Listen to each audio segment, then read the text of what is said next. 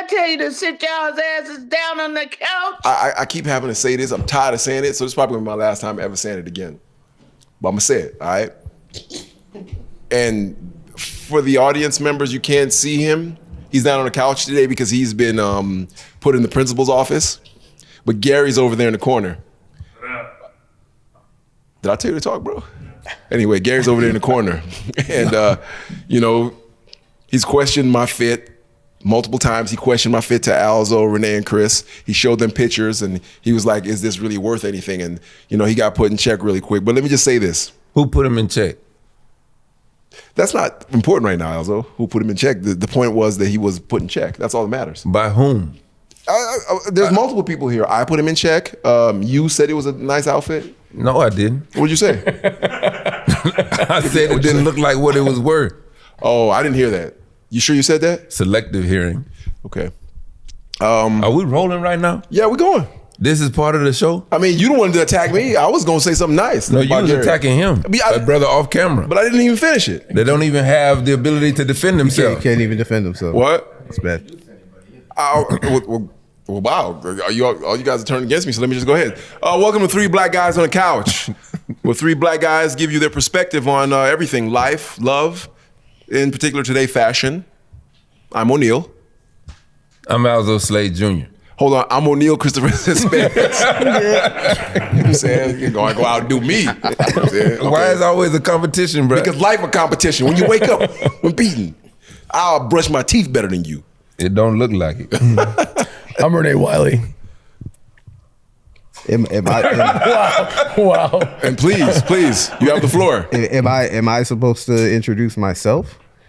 This is Chris. I'm so nervous about messing your last name up. Yeah. Chris. Yeah, I'm watching you, nigga. Echevarria. Nah.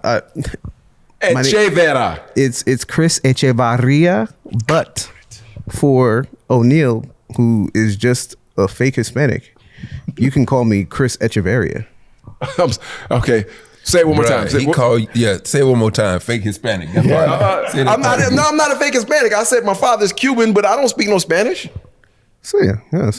Wait, you Hispanic? My father's Cuban and Jamaican. Bro, he has a Dominican baseball player's name. Yeah. What do you think? Yeah. Of course he's Thank you for putting him in check. Okay. I didn't do any of that. Okay, I'm just a guest here. I'm just a guest here. I'm not owning that. Appreciate that. Cespedes. My last name is Cespedes.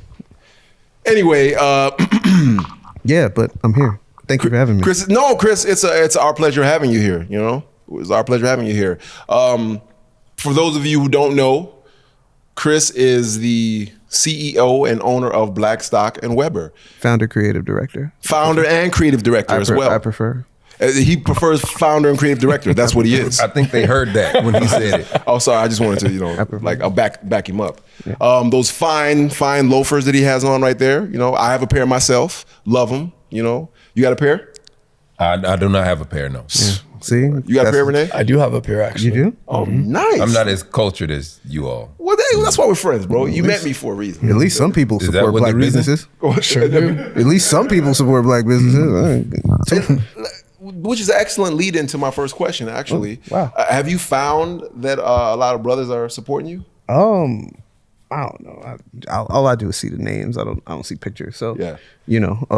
But if I go through the tag pictures on Instagram, there's a lot of brothers out there representing. There's a lot of sisters out there representing too. People of all flavors and persuasions supporting. Yeah. And, I think more than anything, I don't like to kind of put out the sort of logic that this is a black owned brand for black people. It's for all people that, really want to up their style and, get into something that's a little bit more refined, whether that be through the loafer that we produce or anything else that we do. Awesome. What I've noticed is, well, first of all, let me back up. Let me tell you how I was put onto your brand. I made the decision that I wanted to start wearing loafers at the gym. Wait, hold on. Speaking of the gym, you owe me some shorts. I need those shorts. Austin, you didn't get Chris the shorts? I need those shorts. We'll discuss this after the show. All right. I'm not gonna tell you again. All right. All right. Got the receipts to like prove me wrong, but I didn't know about any shorts. Oh, well. I did tell him Austin just has so many things going on in his head. But no, we'll get you those shorts. Yeah. So I decided I was gonna wear loafers in the gym with jogging pants because in my head I'm like I'm about to be fresh. What? But you working out in the loafers? No, I was just teaching classes and coming through, but I would have worked out in them. I mean, I just was on a loafer kick. Sometimes I get in my head and I'm like, I'm gonna wear this and I'm gonna wear it everywhere. So I went to GH Bass and I got some suede. Oh God. I'm insulting Chris by even mentioning it. I got some suede loafers, like the camel color Alzo. I'm talking about, bruh. I had some blue tight 70s champion jogging pants. I put on some white crisp socks. I thought I was fresh. I showed up to the gym. Before I even stepped through the door, I was like, you know what I'm saying? And Austin was around the back of the desk, and he's like, hey, man, you got to take them shits off. I mean, I just walked through the door. He's like, man, take them shits off. I was like, why? He's like, that shit look terrible. Usually Austin always has something to say about what I wear, but for the whole day, he wouldn't stop talking about it. So before I left, he was like, yo, man, my boy Chris, he owns this shoe company, black owned, these dope loafers, Blackstock and Weber. I'm gonna get you a pair. So I was like, yeah, whatever, dog. Get them, but I ain't wearing them because I'm rocking these GH Bass joints, And I would come in the gym, kept on showing up in the loafers. He would just ream me. And one day he had a box You showed up? of loafers for me. You showed and he up? was like, take them off. And ever since I put those joints on, man, It's different. I've never worn them joints again. It's different. Yeah, they're dope, man. They're dope. Really Thank good. you. Thank you. Yeah, man. What's your experience with the loafers? Mine? Yeah. Honestly, Austin, you put me onto him too. You wore them in the gym once, like an all black one, I think. Austin's the catalyst. Man. And I saw them and I was like, Yeah, exactly. and I was like, all right. And you posted about it too. And I was like, okay, that's the same loaf. And I didn't want to rip, but also I was like, I got to get these. So I invested. And it's funny, I Which wore ones them. did you get? Did you get I wore the- the did you get the black. lugs? Did you I get the got lugs? those with the white, the black and white ones. The black and white yes. ones. Okay, perfect. And I actually wore them on here in one of the episodes. You called it out. And I wore them recently to like a selection event. Mm-hmm. It was the link up. Mm-hmm. And I had people coming up and they knew exactly what it were was. asking you, Yeah, yeah. they knew exactly who it was. I love that. So y'all, how y'all gonna invite me on the couch with this fly brother with the fly loafers? Everybody done wore the loafers except for me. Yeah. And y'all want me to contribute to the conversation about some loafers that I ain't even know about. As Chris was talking, and then Renee started talking, I Homie thought behind the same camera thing. has a pair. Yeah, I was talking to him about it when I got here. He has a pair too. You got Wait, a you pair got a too? pair too? Who? I'm fucking, Jason? I'm Oh, I was fucking- about to say. Yeah, I was about to say. I was about to say, Alzo, get up. You know what I'm saying? We're gonna rectify that. As you can see, the connecting theme is Austin. Austin, what size shoe you wear? 11 and a half or 12. Make it happen. See, Austin just didn't want to put you on. You should talk to him about that. That's personal beef. I'm just saying. And Austin, the one invited me to the couch today. I feel like it's personal beef. He did this to you just so that you would come here and not know what to say. It was Chris, personal. man, I appreciate you, man. You got the energy towards Austin is what can we keep that for the whole show? Listen, I know Austin. I've known him for years. I know what he did. Yeah. I know exactly what he did. For all of you out there that felt like I rip Austin a lot, here's Chris, an old friend from New York that knows Austin, says the same thing. So I would like apologies in the comments after this Well, I episode would just airs. like to know, is there any merit to his accusation, Austin? I don't think so. I mean, He's gonna tell you no. that's not how I put you on. He's gonna tell you no because he's gonna continue to troll you. This is what Austin does. It is a game for Well, him. Austin ain't never really trolled me. but- Well, it's happening right now. It's Chris, a game for him. Chris, we're gonna need you on the show every time because I'm so glad because I get slings and arrows thrown at me because of what I say about Austin Because people you think I'm soft. Damn. I'm gonna let that softness thing roll. Also, let me tell you why. Because You're not letting it roll if you're telling me. if you gonna tell him why? but we gotta get you a pair, man. 11 and a half, we'll get you a pair. Yeah. Yeah, I'm saying we'll get you a pair. You make sure it happens, okay? Sponsor. Huh? Okay, maybe you're a sponsor. This is where it comes in. Listen. I told you I ain't get no damn shorts. So like we can talk about sponsorship after I get some Yeah, shorts. can We you gotta get some get to shorts? zero first. Yeah. We gotta get to zero first. Yeah. It's an agreeable solution. You know what I'm saying? Nah, I want a whole pack of gear now. Like I need interest. Yeah. I started running and shit. So like now You running now? Yeah, I started running and shit. Okay. Like I need shit to run in. Okay. Austin, need something to run in, bro. I need something to run in. O'Neal running your Loafers. Austin can't. I will low key. I don't even care. I mean, I don't know whether to say thank you or that's disrespectful. Like, why you running my shoes? Nah, man. I mean, bro, listen. You essentially made it cool to wear loafers with sweats. That's huge, man. I did do that. That's huge. He said, I did do that. Yeah, that's huge. Because I mean, to me, in the last few years, like, you know, the few things, items that I pick up, and I'm like, oh man, this is it. This is transcendent for me, fashion wise. And I never imagined myself wearing loafers with sweats, and it's a thing for me. It works. It works. Yo, it's almost to the point now where I don't want to wear them with anything else but sweats. Let me tell you, man. Like that's something that you know. I actually got kicked out of school for. I got kicked out of school for, and I was roasted for when I was younger.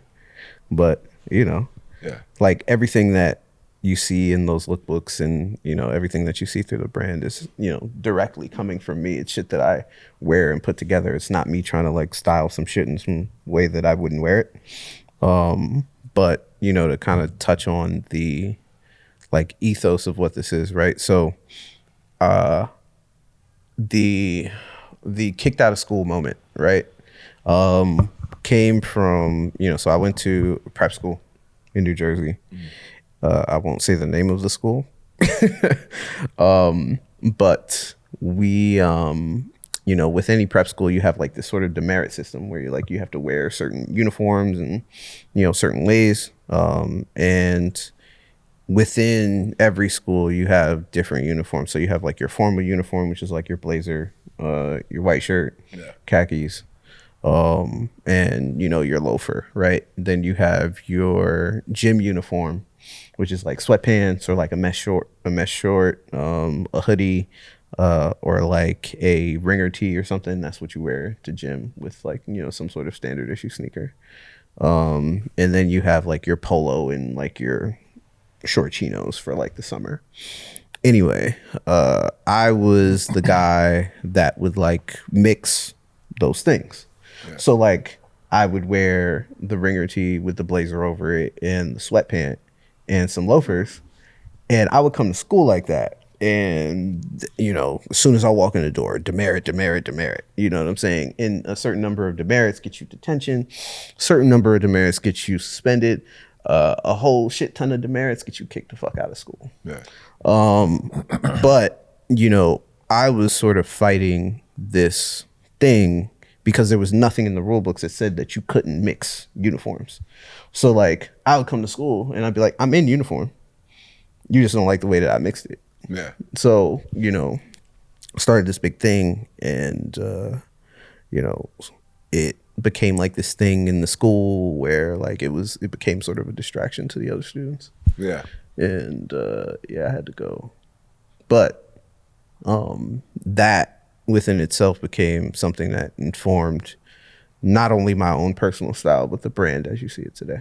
So did you know at the time when all that was happening, like, okay, I can do something with this? I mean, were you, like, let's just say, I'll run through a scenario. Let's just say, you got kicked out of school for, mixing the wrong outfits. And, you walked home sad, you were upset, but motivated. And you went in your room and locked the door, and then, you're like, oh, I will become the loafer king. I will mix all this, and one day this will be a thing. Were you like motivated because of that? The more you got in trouble, did you get motivated more? No, I mean, I would say that it was, a big development of like my personal style. But other than that, I didn't really have any intentions on starting any brand or anything. Well, I had like aspirations, but I didn't really have any intentions of starting a brand just yet. I was still in middle school. So was this more of like a form of rebellion or expression or both? It was rebellion more than anything. I just wanted to be an asshole. But what came of it was a little bit more than that. So like, after I got kicked out of this prep school, I went back to public school, and everything that I wore there, I wore to public school. Yeah. You know what I'm saying? Like, I was just kind of bored with clothes at that time. So like, I was wearing actually the uniform from school, from my previous school to the school that I went to. Yeah. The next time, I was bored with clothing, but like it started out as like a form of punishment. It started out as a form of punishment. I just kept wearing it, and I ended up being the kid that would like show up to parties with, this like sort of weird, sweatpants and a polo and some loafers. You know what I'm saying? But like making it look fresh. Yeah, that's dope because being that young and flexing your style individually is such a hard thing because you tend to want to roll with what the group rolls with. I mean, I'd like to consider myself like a person who likes to step outside the box now that I'm an adult, but even when I was a kid, I wanted what everybody else had. If they had the Yankee starter jackets, I want them. I want the Levi's. I want the top 10s. Yeah. You know what I'm saying? I want to dress just like this crew of dudes right here because I don't want to be alienated in any way. Were you the same way or I mean, you just dressed the way you wanted to dress? I mean, some of it was practical too. Like you dressed with the budget that your parents. I was gonna say the same thing. I mean, you work with what you got. You like, I wanted to start a jacket, but my parents wasn't gonna pay that much money for it. Right. But then when I started working for myself, working a little fast food at the mall. Yeah. I go straight. I'm doing what everybody else doing. I'm doing Polo, Hilfiger, Nautica, all that shit. Now I would get the shit that would be on the fringes, but it still was in the orbit of what everybody else was doing. Where'd you work? What was the fast food place? Chick-fil-A. Oh, sick. In the Governor Square Mall, Tallahassee, Florida. What? Yeah. That's dope. That's a good first fast food job. That's not McDonald's. That's nah. It's like you into the Ivy Leagues the of upper fast food. echelon of fast food. I was telling Austin the You're other like day, making $15 an hour from the jump. yo, Chick-fil-A was jumping. Yeah. And then I worked in the food courts, and we got food for free at Chick-fil-A. So we would just barter with Cinnabon and Sbarro Pizza and all that. Yeah. It was good. Oh yeah. We ran it. I want to dive into that. This is the best part of the podcast, not me. But I did want to ask you though, bro, like considering like the subjectivity of fashion. Yes. Like I've always been interested in like aside from the overhead, what it costs to make, the materials, all of that, to put it together, manufacturing, distribution, marketing. How do you determine price point? Like, because I know some people, I know fashion designers and stylists and they will put their product at a price point to where they may mark it up 600%. Yep. But they know if they put it at a lower price point, then it's not going to be valued as much as it would be. So how, as a designer, how do you determine? For me, I come from the wholesale world, so that's how I know Austin. So coming from the wholesale world, there's a general rule of thumb that, whatever you pay on a wholesale front, it's 2.5 times whatever you pay for it, at the wholesale level. I don't wholesale. There's no wholesale price for me. So I think about it from the cost standpoint because everything comes direct from me. So, from the cost standpoint, that's how I usually think about it. But like, there's also sort of like a psychology that goes with it, right? I think about me and I think about what I would like to pay for a well-made pair of loafers. I think about, everybody outside of that circle and like, how many people could I get into this, and not have them break their pockets, you know what I mean? And, have me still have a business that makes sense. Like I was just in San Diego, meeting with my CFO and, we were, like the business itself, right? On the other side of, what you see, the pictures and all that shit and the shit that looks cool. On the other side of that is a big fucking spreadsheet, right? So every season we'll sit down and we'll look at, like, could shipping go up $5? Could the price of your shoe go up $5? What happens to the business? And we run a pretty stable business right now just through looking at it through that lens. And it's also very interesting how much a couple dollars could change your business over the course of a year. So, for like round numbers sake, right? Say we sell 1,000 pairs of shoes, 1,000 pairs of shoes a month, right? So like that month, if my factory says, yo, Chris, the shoe that was, let's say $100. The shoe that was $100 is now $105. You know what I'm saying? That $5 increase just cost me $5,000 in 1 month. So $5,000 times 12, that's $60,000 over the course of a year. So literally, like, those things can, if you're not watching where you're spending money in other places, that shit could put you out of business. So at times, does that determine whether you raise the prices a bit? 100%. Gotcha. 100%. It determines whether you raise the prices. It determines whether you find another manufacturer. It determines whether you start to add stuff to your mix that, has a higher margin so you can make up for it on the other end. It's all about that spreadsheet. That spreadsheet is the business.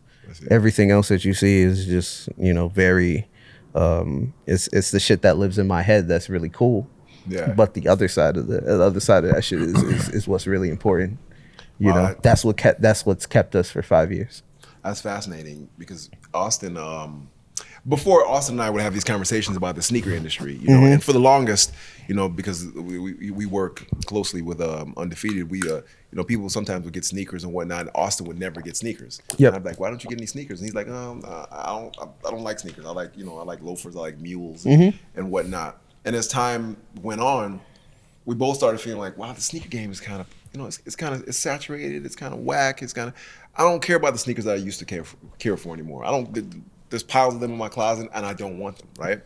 And then he sent me an article with a graph on it saying how the sneaker industry, like the resale business, is just completely, You posted it. Oh, I you posted posted it. it. Okay, Okay. yeah. All right. Yeah. Oh, you said that. Oh, yeah. That blew my mind. Yeah. I mean, we felt that it's in the air already. Yeah. But it blew my mind that loafers and mules are like taking over. Yeah. And I was like, whoa, we're in this transition. And it seems so, obviously it's happening, but it seems, I think because sneakers have dominated for so long, there's a thing in my head that's like, whoa, this is a $1 billion industry. It's really starting to die down now. It's a crazy thing, but it's actually happening.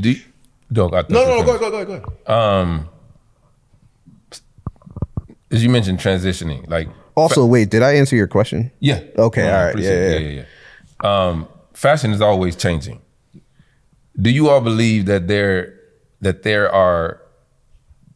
product in fashion that intrinsically just look good outside of the influence of what came before it? Definitely. I definitely believe there's some pieces that just are perfect the way they are, and they'll never need to change. But that's the way that menswear exists, right? You know what I'm saying? Like, and that's why there is such an open plane for like people to kind of step into it, because every piece that men wear is like, it's an integral sort of piece within the wardrobe. So like, I went to design school, and within design school, they only teach you how to make. They don't teach you how to make 3 things, because the 3 things that you learn how to make are the basis for everything. So they teach you how to make a blazer, a tailored blazer, an Oxford shirt, and a pair of pants, right? So if you think about it, the same pattern that you can use for a pair of chinos, you can use for a pair of jeans. The same pattern that you use for that pair of jeans, you can use for a double knee Carhartt pant. The same jacket pattern that you can use for a trench coat. The same, I can go on and on and on. It's all the same body. So is it rooted in like geometric lines, and is that what, because to the human eye, is that the thing that makes it look good? Like what makes an item look good in and of itself? What makes it look good is the designer perspective. So so you can call anything with 4 wheels and a box on top of car, right? But once you get the slopes and the design, then you put the 18 22-inch wheels on it, and then you do the interior, and you put Tuscan leather on the interior, and you do the headlights, and but then you do that's still all subjective though, right? Is there anything that objectively looks good? No, because it's all subjective. Okay, that's it's all subjective. What makes a good podcast? Yeah, the people on it. You know what I'm saying? Everybody has the same equipment to make the podcast. But I feel like that's the what energy, I was saying. That's what I was asking originally. Like in and of itself, is there anything that like intrinsically looks good? Like no, that's why everybody shops at different brands. Yeah. So what about like a classic? I'm just playing devil's advocate here, by the way. But what about like a classic vintage white tee or a classic olive green trench coat, or your classic pair of Levi's 501s? What's the question? His question about to the naked eye, like to me, to the naked eye, a classic vintage white tee from the 50s and 60s is perfect. Yeah. Right. Or am I wrong? It's the same thing. It's the same thing to me. But everybody has their own perspective. Some people think that a Uniqlo white tee is the perfect white tee. Yeah, some people think a Pro Club white tee, a clean, Pro Club white tee. Some people think a white tee is boring. Yeah. Some people like like loop wheel hoodies and crew necks. You know what I'm saying? Some people don't. Some people think it's just it doesn't fit them right because of the way that it is knit. It's knit in a circular pattern. Yeah. You know what I'm saying? So some people don't like it because they're slim and it makes them look fat. You know what I'm saying? Like it's just all about how you see that thing and how you wear it. You know? And to me that's connected to like price point. Yeah. You know what I'm saying? Because if you recognize, it depends on who you are. Yeah. It depends. It depends on who you are. I mean, the price point for me, like now the price point for something that fits well and fits my aesthetic in the way that I want it to, I'll pay anything because I don't buy a lot. Right. Right. I only buy the things that I really like. I only shop at places that fit me well, and I only shop the fits at those places that fit me well. Yeah. And I guess that's from the perspective of the consumer, but the perspective of the creator, like setting the price point. Oh yeah, you know what I'm saying? Yeah. Because you talk about, because it's about what goes into it. Yeah, right. Yeah, Like, I'll give you an example. I know some folks that like exchange gifts over the holidays, and it was a pair of Balenciaga socks. They were just white socks. They're just white socks? And they had the fluorescent Balenciaga at the top of them. That's it? That's it. That's it. And that's the thing. And they were regular price $200. And they were, and whoever got them was ecstatic to get them, right? Ecstatic to get them. Right. You know what I'm saying? And there's no judgment there, but then I look at it from my perspective, and this is just something that I just don't understand. Yeah. Because I don't understand the justification. Like if you said, like from your perspective, like, okay, this fits me well, this brand is, like I respect how they, the quality and whatnot, but to me, them just look like some white socks. But I feel like there's also energy behind that though too, right? Where it's not, you don't just buy it because it's practical, like you buy it also because it carries an energy as well. Yeah. Does that make sense? Yeah. So like when I bought your shoes, like I bought it because of the energy behind it, if that makes sense. Yeah, for sure. 100%. Do you know what I'm saying? Like looking at your Instagram, looking at the company's Instagram, all of that. Yep. I resonated with. I'm like, okay, I feel what they're putting down, as opposed to like going to Ross and seeing a pair of loafers there and being like, oh, those look. Okay, do you know what I'm saying? energy in that way. I thought you was on some new age, like They be No.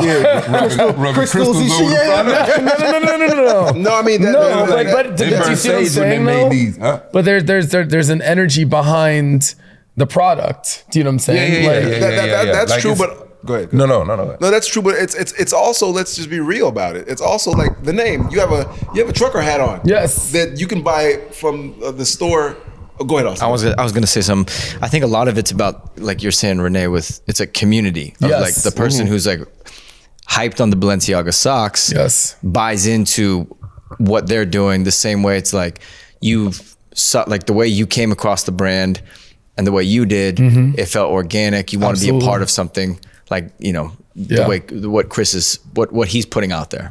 Absolutely. And even on that same point, like back in the day, when I was younger, I wore Pro Club white tees. Those are the white tees that you bought. Yeah. They were $5 a t-shirt. Yeah. Do you know what I'm saying? But back to the sneaker thing, O'Neal, there's always going to be a market for Jordan 1s, Air Force 1s. Like whether they're saturated or not, they're still going to sell. Yeah. Like I even though the numbers might be down a little bit, they're going to keep putting out Jordans. People are going to keep buying them. I think now that, like Chris is saying, is like there's a window for new people to step in and have point of view like Chris and to build new community in that. Yeah. And I think that's like why he's here. and to also be a new voice in American menswear, right? I mean, to kind of zoom out a little bit, right? If you think about it, there hasn't been anybody of color, period, that has had a stamp in a mainstay in American design, or an American culture as far as fashion is concerned, right? So like, the penny loafer is a shoe that is quintessential to American menswear and American traditional menswear. That shoe is primarily owned by white people.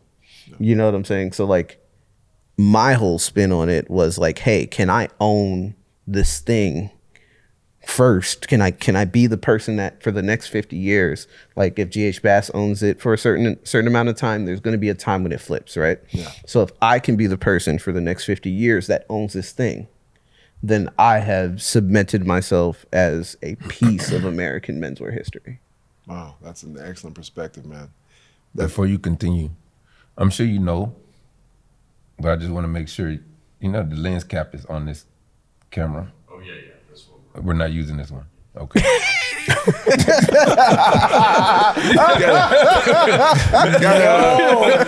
Shout out to Alzo Slade for the attention to detail. Well, I'm just saying, because that camera is on you. Oh. So I'm just trying to make sure you get your shine. Make sure I get my shine. You know what I'm saying? So that's my brother right there. We want to make sure I shine. Yeah.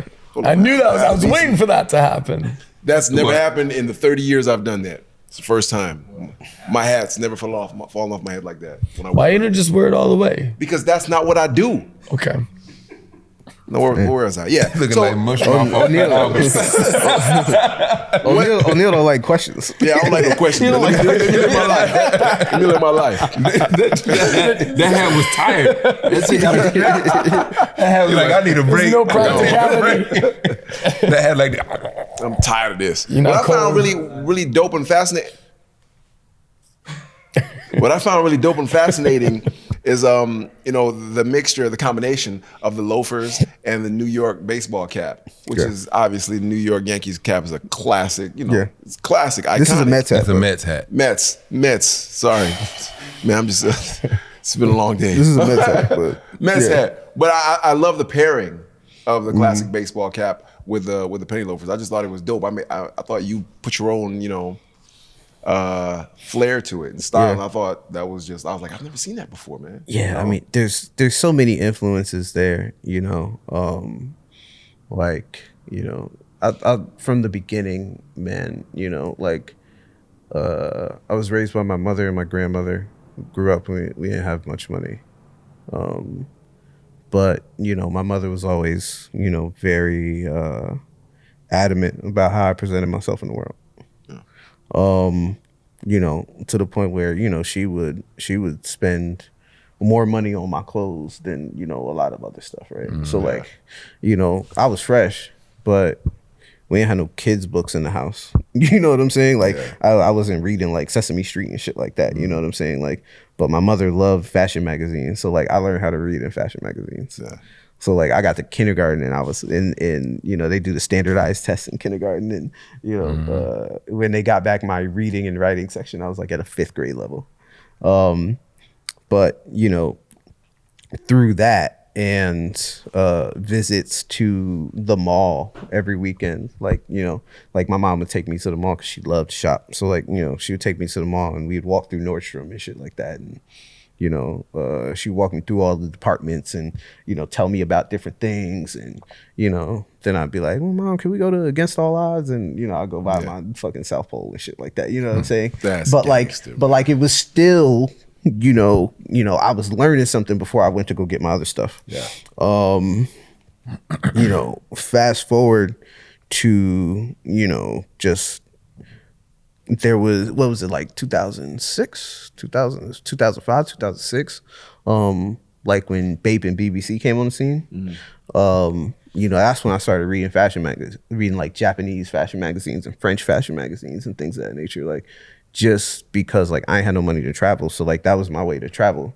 I had met this designer, or like he was like a trend forecaster actually. I met him and I was like, well, yeah, he was a designer actually. Shout out Dante Wilder. He was a lead designer for PRPS, and I met him, and you know, he was like, yo, you gotta go to Japan, you gotta go to Paris, you gotta go to, and I'm like, dog, I don't got no money. Yeah. You know what I'm saying? And he was like, well, this is what you could do. This is how you could do it. And he sent me to Kinokuniya bookstore. You guys ever been to Kinokuniya? There's one in LA. But like that's where you get all of your fashion magazines from different countries. That's where you would have to go before like all of the newsstands started carrying fashion magazines from different countries. So, you know, Kinokuniya. Does it still exist now? It still exists. Okay. It still exists. But you know, you don't necessarily need it as much anymore. There's the internet. There's, you know, other newsstands now carry you know, fashion magazines from around the world. So like, don't need it, but it's a good experience to go to. They have all different types of books, anime, shit like that. Anyway, you know, that was my way to travel the world. So, you know, that's where I started pulling a lot of inspiration from, and, you know, really starting to understand, you know, what was going on in the outside world. I didn't take my first trip out of the country until I was 25. Yeah, I had an interesting experience with. Let me just address the elephant in the room. Right? What happened? I was supposed to go. Did I say something? Yeah. You struck a nerve. You struck a nerve. Yeah. I was supposed to go to Japan. For you know, kind of a work trip, and I'm Jamaican, and I have a Jamaican passport. Yep. And I didn't know I needed a visa to travel to Japan. So you went to the airport? Tickets were bought, everything were there at the airport. They turned him away at the door at the club. His name was not on the list. His name was not on the list. You didn't fly to Japan, did you? You didn't fly to Japan to get turned away? No, thank God. All right. He'd have still been there. Yeah. Nick was saying that. Yeah. Nick was saying, he's like, thank God you didn't get there, because they would have put you in like a little holding cell. Yeah, you would have been a holding cell, bro. Yeah, which is wild. But they turned me away there. Yeah, man. Damn. I was so looking forward to going there and shopping and all this and other. You still can go. Yeah. Now you know what you got to do. Yeah, you got to. Just apply for my visa. You're informed. I'm informed. Yes, and that's how you learn, right? Now you know what you got. Now you know what you got to do. Dare I say, and correct me if I'm wrong, but dare I say that, you know, what you've done with this is add another level of like regality to streetwear, right? For people who love to dress fresh. What you laughing at, bro? I mean, you know, you threw that out there. You know what I'm saying? That's how I normally talk, you know? That is not, bro. I've been tripping over here. You've been curling your R's pretty strong. I'm just saying, you had your cubicle voice on this whole time, bro. He acting out of character. Yeah, he definitely I'm acting out of character. I bullied Austin. No, but no. When you start talking to Chris, bro, some shit just happens, bro. Let me tell you why. Because like, I'm a big fan of Chris's work. To be real, I'm a really big fan of your work, bro. I think what you're doing is just dope. Thank you. Being that I think what you're doing is so dope, I curl my R's. I curl my R's. I curl my R's. Oh, yeah. Why don't you curl your eyes when you talk to me? Because I don't respect you, He nigga. don't respect you. I'm talking to you. I don't respect your It's that ass. simple. You know what I'm saying? This is what it is. But That's I feel like it should be. I feel like it should be the other way around. What do if you you mean? respect someone, then you show them your real self. He's saying That's a you're not great being the statement. real you. Do you feel like you're not being the real you? No, I'm being the real me. There's multiple versions of me. I mean, That's just it. Listen, there's multiple versions of me. One day I'm sad, blue. I mean, can I not be? I'm just sad and blue. Other days I'm happy. Yes. This is Red This is Beanie Fat O'Neill. Albert O'Neill. You know what I'm saying? My hat dictates what I'm gonna be at that particular time. okay. That- Got Sarah? it. So, Got Chris, it. one thing I wanted to ask. So I was. I don't even know if y'all know. I was. One thing I wanted to ask you, Chris, why you talk like that? Yeah, no. You talk like that, man. I was gonna wait till we knew each other for at least 30 minutes. And I'm about to go fire off on your ass. Let me get to know him real quick. Let me show you. So I was a photo assistant for a couple years to Gilles Ben Simon.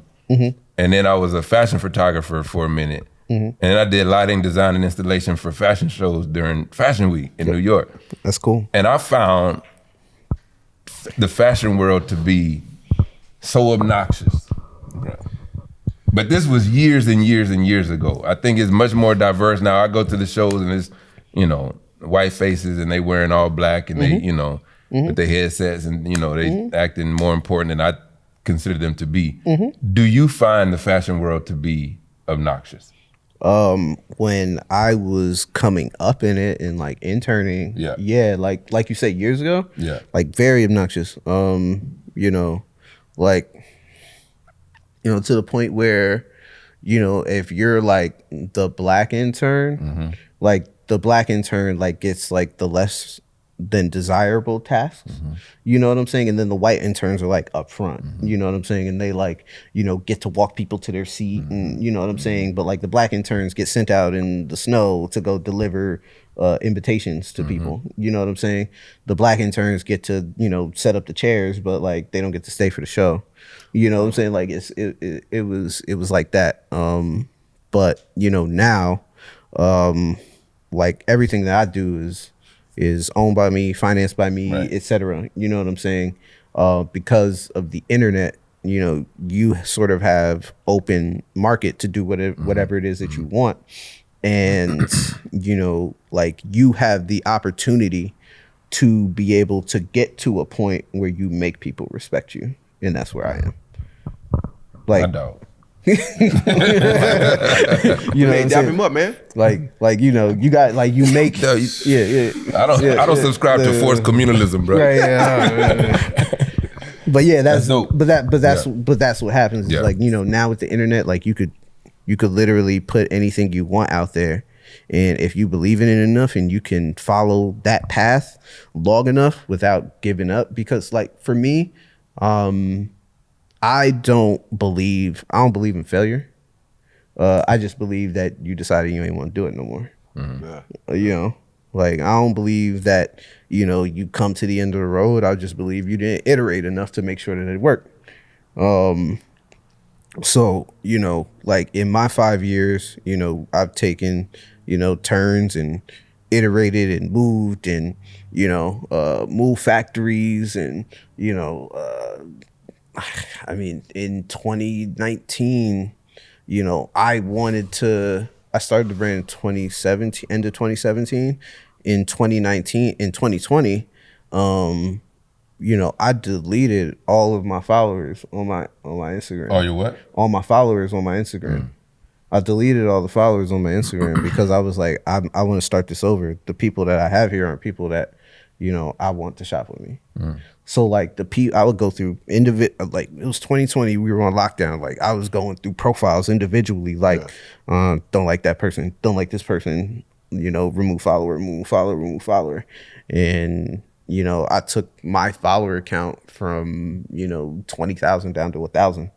And then you did that one by one? Yes. That's gangster. Yeah, I just felt like I didn't want those people involved in what it was I was doing, and if they wanted to come back after I really like put myself out there in the way that I wanted to put myself out there, then you know, they could be here. But you know, like I felt like they were a part of something that, you know, I wasn't necessarily 100% proud of because I wasn't able to do the things that I wanted to do at that point. So, you know, I would look through and, you know, there would be like bankers and shit, you know what I'm saying? Like, you know, just wanting a pair of shoes. And I was like, nah, you don't have no swag. Yeah. You know what I'm saying? Yeah. I also wanted them to have, you know, certain people on their follower list. You know what I'm saying? So like not just following like a, you know, like a Brooks Brothers or something like that, you know. I wanted you to be following, you know, like Undefeated, you know what I'm saying? Like I wanted you to be shopping in the same places that I was shopping in. So like if I could, you know, key in on that demographic and profile, then, you know, I'm talking to all the people that think and feel like me. With that, you get more of an amplification because, you know, when you post on Instagram, the first thing that they do is show your shit to 10% of your followers. If 10% of that 10% like your shit, then they show it to another 10%. Then they keep, you know, adding. That's why you see like some posts, like if you post something on Instagram, like you might see something that gets, you know, on the scale of like 1,000 likes, right? You might see something that gets 100 likes. You know what I'm saying? And somebody has 4,000 or has like 10,000 followers. You might see something that gets 100 likes. And then you might see something that gets 1,500 likes. And you're like, what's the fucking difference? And it's literally just the people interacting with your shit. You know, that's why all your shit has to be curated and you have to really be putting yourself out there. Like the algorithm of Instagram, and I'm talking crazy right now, but the algorithm of Instagram is really just a backwards metaphor for life. If you're not putting yourself out there 100% in the way that you really want to be perceived to the people that you care about the most or the people that you want to care the most, then they're not gonna fuck with you. You know what I'm saying? Like I look at, you know, through the lens of creativity, I look at like somebody like Kid Cudi, right? As, you know, the person that, you know, kind of came out on the scene and was like, this is me. I'm crying on the track. I'm upset. I'm depressed. I smoke weed. Might get a few bitches, but like, this is who I am. Yeah. You know what I'm saying? And he came out and he said all that shit right after an era of, I don't love a bitch. You know what I'm saying? Like right after that, you know what I'm saying? And changed the whole course of everything. You know what I'm saying? So he was the guy that really like, you know, kind of gave a new generation back the power to say, this is me. Yeah. How much energy do you feel you put into social media when it came to, I guess, restructuring? Because you talked about like deleting followers, right? And talking about algorithms. Like how hard did you feel you had to go in on your social media? Because when I look at your stuff, it seems effortless. Does that make sense? Yeah. I mean, you know, I don't think that I go hard on social media. Like I manage all of I manage the Instagram. So like it's not managed by a firm or anything like that. All of the pictures, every time there's a picture taken, I'm there fixing the angle of the hat, moving the collar a little bit. Bro? You know what I'm saying? Just at Blackstock and Weber. I'm like there, you know, like instructing. I wasn't following in the first. I'm there instructing. I wasn't following in the first place, so the joke don't hit. You might have gotten blocked. Why are you looking at me? GP. Damn. So you're because I feel like a lot with when people start something like you do, like the hustle to post. Nah, I don't care about and that. Repost and do you know what I'm saying? I don't care about that. You know, like that's the other thing is that, you know, the algorithm will try to get you to be on and, you know, post. I'm quality over quantity. But you know, like I said, I'm on every photo shoot. I'm styling everything. I'm telling the model how to move. Yeah. You know, everything that is shot, I've seen before in my head at some point. So like, I'm literally just trying to get that idea out onto the screen. So yeah, it's not as try hard as it seems when I'm trying to like describe exactly what I, you know, think you know, or had to do or wanted to do in order to make sure that, you know, I was getting to the people that I wanted to. It's more about like just making sure that I'm getting to the people that I want to in the right sort of ways, but also like once I start putting out that content and creating the content in the way that I want, like I'm getting it to the right people. Yeah.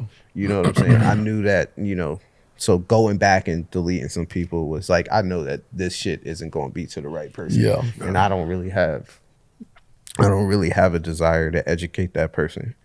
You know, I think if they, you know, see it again and, you know, they come back and they say, oh shit, this is something I want to get down with. Like, I'm cool with that. But, you know, like this is like when you step into my Instagram or, you know, you step into the ethos of what this is, it's like, you know, you're a guest in my house. Yeah. Have you seen or run into anybody or had anybody that, you know, that you were a fan of yourself that loves your product that's wearing it and you're like, oh wow, such and such is wearing this. Well, man. I mean, there's so many. I mean, LeBron James, of course, is one. Yeah. You know, I love when like athletes wear my shit. That's kind of cool. But you know, I think beyond people wearing just my loafer specifically, you know, I think that when I walk outside, and this is very much like, you know, 2008 Pharrell when everybody wanted to dress like Skateboard P. You know what I'm saying? Yeah. Like, this is sort of like my moment in that where I'm like, where I step outside or, you know, I'm at the airport and like, you know, I see somebody in, you know, white socks and a loafer and some sweatpants and a loafer, or, you know, like in a clone of an outfit from like our lookbooks. Yeah. And I'm like, yo, that's me. You know what I'm saying?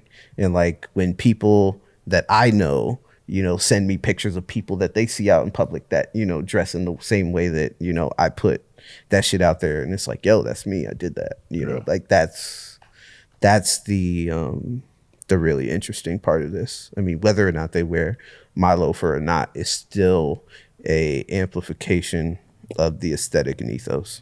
Yeah. Do you feel like you have, and this might be a weird question, but do you feel like you have any competition, being that this is such a niche in a sense? I mean, there's always competition in the traditional business sense, right? Yes, in the traditional, but I'm talking about like more on a Style wise? No, can't nobody be Chris like Chris. You know, like that's, you know, like what's that Jay-Z line? You gotta remind yourself, nobody built like you design yourself. Like that's me. Yeah. You know what I'm saying? So like I don't think that there's any competition in that sort of realm. But yeah, I don't think so. What's on the horizon for Blackstock and Weber? I mean, do you want to go into apparel? I mean, we've already started to do that. Like we released our first bit of outerwear. Yeah. So we did some jackets with Rocky Mountain Featherbed that, you know, went crazy, sold out. Was that the vest? We did a vest and two jackets. Yeah, we did a vest, two jackets. Yeah. You know, those shits went in a half hour. You know, we're starting to like add things that really touch on sort of the lifestyle of what this is. So like we sold magazines, you know, like that's part of my history. You know what I'm saying? So we put put my favorite like French fashion magazine on the site, you know, sold out of that in a half hour. You know, and all of these little things that we put on the site are just new little blips and indications that, you know, people aren't just buying the shoe because they're buying a shoe. You know what I'm saying? They're not just like, oh yeah, I need a pair of black loafers. They're not just buying them because of that. They're buying it because they get down with, like you said, they get down with the with what I'm putting out. Yeah. So in that respect, anything and everything is what's coming next. Gotcha. You know, I want to get to the point where, like, you know, I can start to curate cars and put them on the website. I want to get to the point where I'm going to, you know, like Samsung, and I'm like, yo, like, let's do our own TV. Yeah. You know what I'm saying? And like, let's do the specifications in a way that, you know, match the way that I wish that TV could be viewed. You know, I want to create a world. I think that you know, the beauty of life is being able to package how you think, feel, and interact with the world. Yeah. And give it back to everybody and say, yo, this is how I feel. Do you feel the same way, or do you want to kind of delve deeper into how I feel about the world or how I interact with the world? Yeah. You know what I'm saying? So it's almost it's a beautiful thing to find out that you have so many like-minded individuals or people that see the world the way you see it. You mentioned anime. There are billions of people in the world, dude. Yeah. There are billions of people in the world. Like, that's one of the things that people don't realize is, like, if you aren't spending your day in, this is sort of touching on the edges of like a conversation about mortality, right? You know, so like, if you're not spending your days in the moments that you have on this planet being your 100% full self, and, you know, being out there and beaming your energy out into the world as your full, complete self, then, you know, I think as people, we all just want to find our tribe.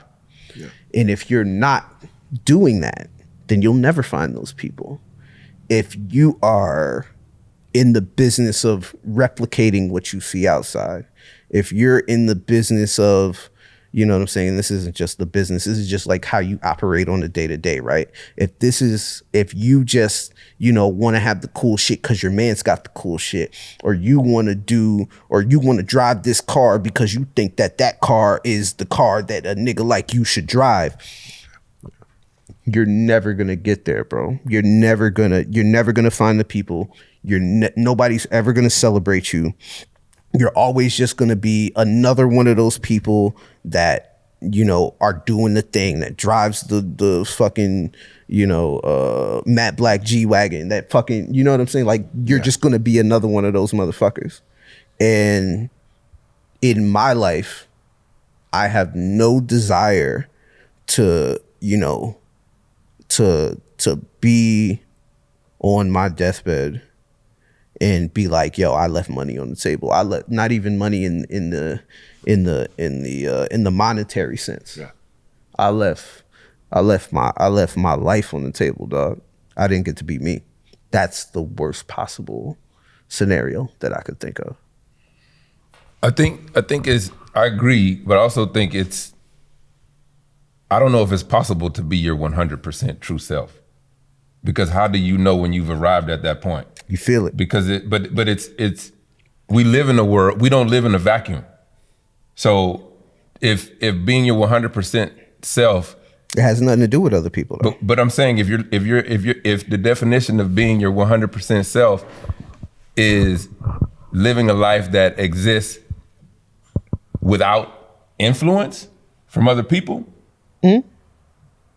I wouldn't say that. I wouldn't say impossible. that. I wouldn't say that it doesn't exist without influence from other people. I think that you take the influence, and whatever feels right to you becomes a part of your set of your set of tools.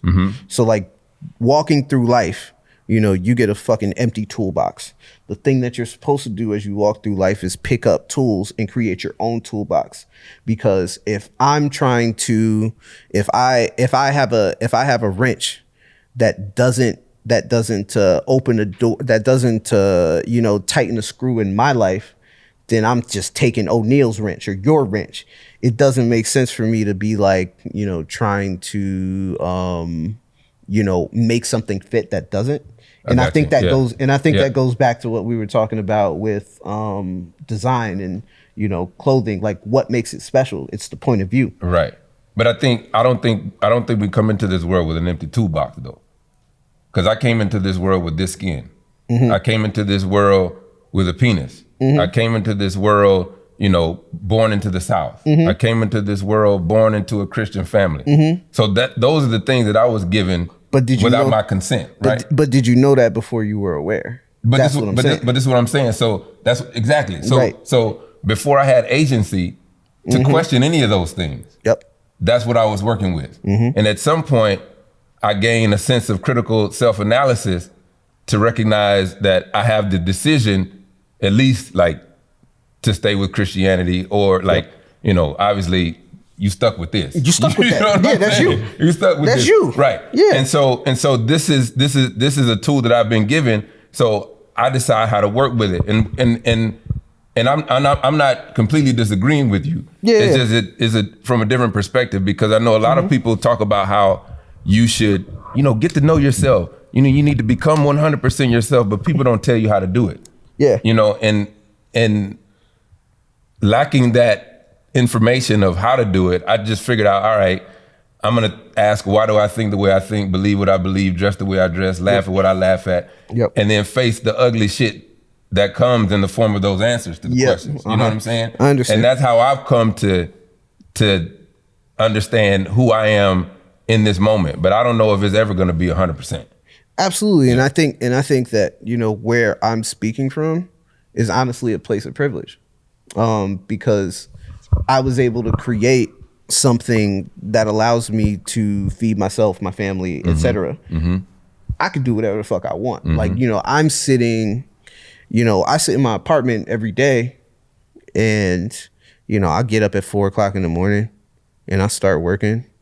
And, before I know it, it's 9:00. And, I live on the 32nd floor, like right above like where Atlantic Terminal is.